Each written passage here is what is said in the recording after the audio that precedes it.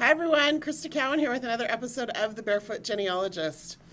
It is October, which means that here in the United States at least, it is National Family History Month. So in honor of that, we are just going to talk about some things that maybe you haven't been doing that you could do to jumpstart your research and to commemorate Family History Month this month. It's going to be short and sweet. Let's go ahead and dive in.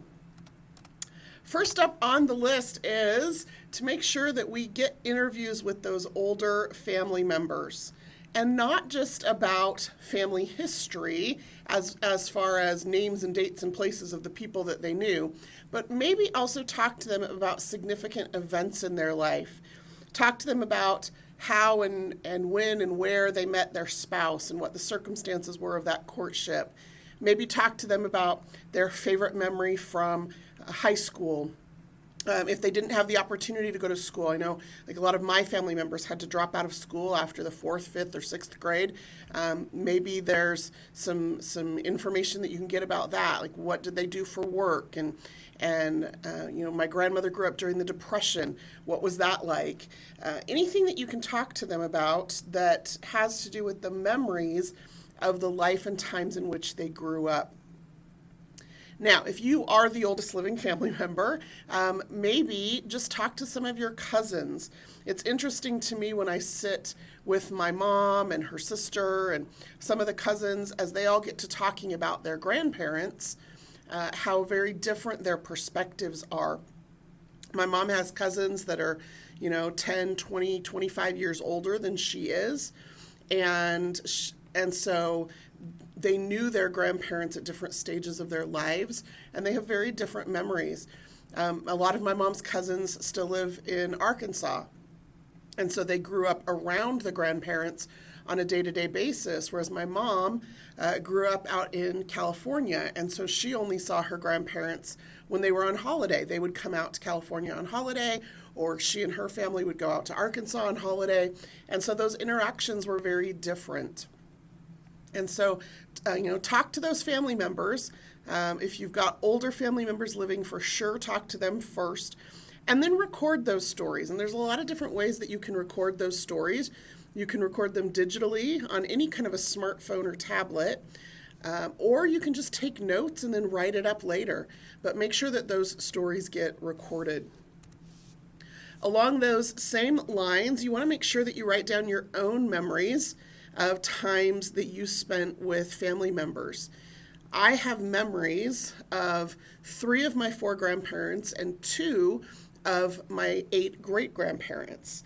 And every time the family gets together, we tend to tell the same stories over and over again about Grandpa Victor's, lead foot, and how, he lived in California in a time in Los Angeles when it was not really developed, and so he wasn't used to the freeways and the stoplights and all the traffic.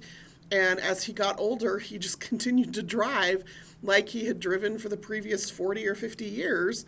And it got to a point actually where it was a little bit dangerous. But everybody tells that story every time we get together. And yet nobody has actually written that information down about him. And so that's my goal for this month to commemorate Family History Month, is to actually get those stories written down about him and his life. I have memories of another great-grandparent, again, just little snippets of things or pieces of information that I remember. I can talk to my parents about their memories and then make sure that I write those things down so that they're not lost to time. Now, in that vein, we do have some resources for you on Ancestry. In Ancestry, under the Help menu, one of the items there is the Learning Center. And in the Learning Center, we have a whole group of free research guides. Those research guides you can use whether you have an active subscription or not. They are free. And they're PDF files that you can just download to your computer and then print out, or however you want to do that. One of the guides in here under the Getting Started section is a list of interview questions. And so you can look through this list and pick out 1 or 2 questions that you think might be good conversation starters when everybody's sitting around the table at the holidays, or that might spur the memories of an older family member when you're sitting with them. in their home. And I love some of the questions on here. Things like, did your family ever go on a vacation? Right? Remembering that a lot of people grew up in a very different time than we live in today, and their idea of a vacation might be a little bit different, and hearing what they have to say and how that worked for them. Ask them if they had pets, things about indoor plumbing, if they ever had a favorite possession. I mean, there's so many great questions on here, and really what they are is they're just memory starters. And you might find it an interesting exercise to go through these questions yourself, like I said, and write down your own answers to some of those questions. So again, you're going to find that on Ancestry.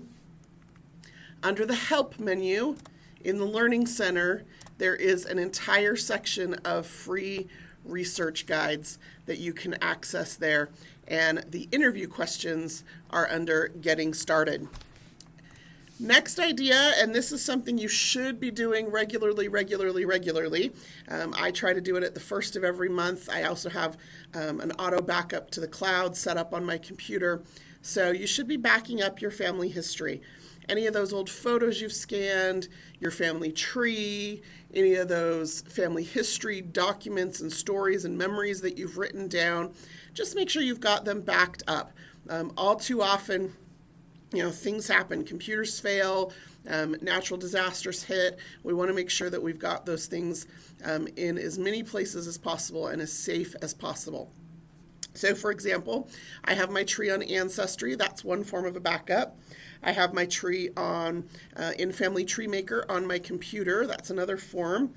I have a copy of my Family Tree Maker database, including all of the associated media, on 2 different cloud services, backed up to different places on the internet. And those all happen on a regular basis. Those 4 are consistent, and they're always kept up to date. And then, just as an extra precaution, I actually copy all of that information then to an external hard drive that I keep at a location separate from my house. So lots of different ways to do that, but whatever system works for you, just make sure that you have a system and that you get that information backed up pretty regularly. I don't know about you, but I spend a lot of time and a lot of money making sure that I'm, building my family tree correctly, acquiring documents and images. I've spent a lot of time and effort and money scanning old photographs and slides from my parents and my grandparents and my great-grandparents. And so I want to make sure that those things are preserved in as many places as possible so that nothing ever happens to them. Another idea or something that you might want to consider doing to commemorate family history this month is to familiarize yourself with a county or state archive or library and their associated website sometime this month. I do a lot of research in Ohio. That's where my dad's family is from. And the Ohio State Genealogical Society and the State Library both have a lot of really excellent resources online. There's also, there are local archives, county archives, there are U.S. Gen websites, lots of different places that have to do with the locations where our ancestors lived. And understanding what records they're putting online, also understanding who other researchers are that are working in those same records in that same area, has really helped me break through some brick walls. This is a really specific suggestion, but the idea behind the suggestion is that as genealogists, as the family story keepers, we should always be learning. There are always more records to obtain. There are always new avenues to trace. There are always brick walls to break down. And there are so many resources available to us now that exploring those opportunities to learn about new records and new locations is going to help us it's just going to help us be better genealogists. It's going to help us grow our family tree, and it's going to help us make sure, and I say this all the time, that we're climbing our family tree and not somebody else's. The more familiar you are with a location, the more likely you are to make accurate connections than if you're not familiar with that location, with the surnames in the area, with the religions in the area, with the ethnicities in the area, with the the idea of how common or uncommon your particular surname might be in a particular area. Lots of different things to consider.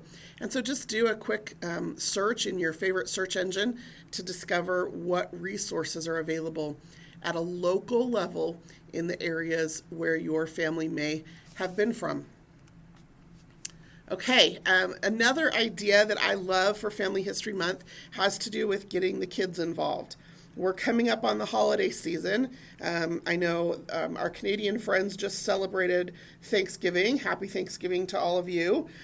Here in the United States, we're getting ready to celebrate Thanksgiving next month. And then we come up on the Christmas, Hanukkah, Kwanzaa season, winter solstice. Lots of experiences and opportunities where families get together around the months of November and December in particular. And so if you have children in your life, children, grandchildren, nieces and nephews, whatever the case may be, now is the time to prepare something so that you can share your family history with them. When I go out and talk to you, as I go out and attend conferences and events, one of the reasons that you tell me that you're doing family history is for your family. And yet, one of the things that we sometimes struggle with is actually sharing that information with our families in a meaningful way and in a way that interests them, right? We can look at a pedigree chart or a census record, and it makes sense to us because we've spent time with it. But if I was to show that to one of my nephews, they wouldn't have a clue what they were looking at. And so I have to make family history a little bit more interesting, a little bit more fun for them to pique their interest so that then they might be drawn into some of the other things that I work with on a daily basis. Ancestry has a Pinterest account. And on our Pinterest account, we have a lot of different boards. If you're not familiar with how Pinterest works, you set up boards for different things, and you can go out and explore those different boards. And so you can see here we've got different Pinterest boards for different regions and different kinds of ideas about family history, methodology, and maps and databases. We've got our research guides, lots of different things. One of the boards that we have out there is an entire board of genealogy activities for kids. And so you can just go through some of these ideas and see if any of them speak to you or if any of them are something that you think your family would be interested in. And like I said, now this month is the time to get some of these things ready so that when you have your family activities over the course of the months of November and December, you're ready for that. Now, one of my favorites is, and this maybe it's just because this is my family, one of my favorites is the Family History Bingo Board. And so what I did was I just took pictures of my family. You'll see here's a picture of me. This is my father's picture when he was a teenager, same with my mother. And then I've got pictures of their parents. That's my grandfather and grandmother on my mom's side. And, pictures of my grandmother and my grandfather on my father's side. And then I've got some great-grandparents and some great-great-grandparents. And then I threw in pictures of the children, the nephews have got pictures in here. And so the way this works is you just make a board, and then you have to make variations of the board. Because if in bingo, every card is not the exact same. Different numbers and letters or different numbers are in different spots.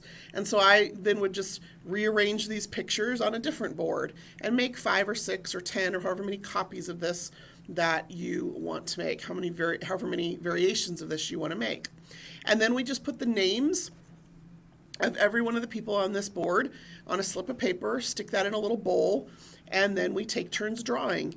And you draw a name and you read the name out loud, and then the kids have to find that person on the board and cover them up with an M&M or a Cheerio or whatever you decide to play with.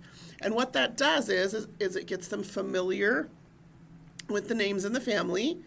It's a fun game for them to play. They get to see their own cute faces. They get to see their parents and grandparents younger, and it starts to connect them with this idea that Grandma and Grandpa weren't always old. And they start asking questions, why is he in a uniform? What did he do? How come this picture here is in black and white and these other pictures are in color? Things that the mind of children, it just fascinates me to hear the questions they come up with or the things that they ask as you're doing something as simple as playing a little game. So that's just one idea out of many here on this Pinterest board of different ways and ideas for getting kids involved in family history. But some of them do require some prep work. And so this is the perfect time to do that prep work, like I said, in anticipation of spending some of that time with your family in the coming months. Okay, last idea for you today is to get those DNA kits ready. As I mentioned, you're going to be spending time with your family over the next couple of months. This is also a really great time to reconnect with some family members as you send out holiday cards and update address books, and maybe even search out and find some of those family members on Facebook. I have a great aunt who just signed up for her first Facebook account this last week, and it's been fun watching her try to learn how to use the technology, and I'm excited to be a little bit more closely connected with her. So lots of different ways that we interact with each other, and it provides us a perfect opportunity to talk to each other about DNA testing. Now, I don't know how or why you did your DNA testing, but for me, one of the reasons I did DNA testing is to help prove out the family research that I've done. It's an additional piece of evidence that these people that I've put on my family tree are actually my ancestors. First of all, that I've done the research correctly, and second of all, that there weren't any surprise, we call them non-paternal events. I really don't like that phrase because somebody was the daddy, but that there's not some misattributed parentage in these lines, that the mother that raised them is actually the mother that birthed them, and that the father that thought that he was their father is actually their father. And so what it means is that I have to be really strategic about who I invite to be tested. And for some of those people, I actually have just given them tests.